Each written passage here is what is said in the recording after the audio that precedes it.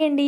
నా పెళ్ళైన కొత్తలో వంటలైతే నాకు అస్సలు రావన్నమాట సరిగ్గా. అత్తయ్య గారే వంటలన్నీ చేసేవారు. నేనైతే పెద్దగా ఏం చేసేదాన్ని కాదు.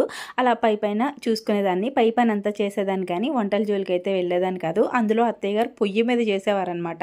నాకు పొయ్యి అలవాటు లేదు. ఇంకా అలా వంటల జోలికైతే వెళ్ళేదాన్ని కాదు. అత్తయ్య గారే చేసుకునేవారనమాట. కానీ అత్తయ్య గారికి ఇలా ఫ్రైలు పెట్టడం, ఇలా కొంచెం స్పెషల్‌గా వండడం రాదు. నార్మల్‌గా ఇగుర్లు, పులుసులు, చింతకాయ ఏసి వండడం అలాంటివి వండేవారు. దాంట్లో కూడా చాలా స్పైసీ లెవెల్స్ తక్కువ తినేవారు మా హస్బెండ్, మా ఇంట్లో వాళ్ళందరూ కూడా.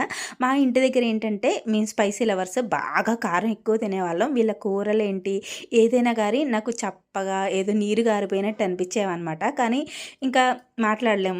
మనకు వంట రానప్పుడు ఏం చేస్తాం, మాట్లాడకుండా తినేయాలి. ఇంకా తర్వాత అలా నెమ్మదిగా నేనైతే నేర్చుకొని ఇలా కొంచెం వెరైటీగా ఏదన్నా చేసి పెడితే చాలా ఇష్టంగా తినేవారు. అది ఒక్కొక్కసారి ఫ్లాప్ అయినా గానీ బాలేదని చెప్పేవారు కాదు. బావుందమ్మా అని చెప్పి తినేసేవారు. నన్నైతే చాలా చూసుకునేవారు.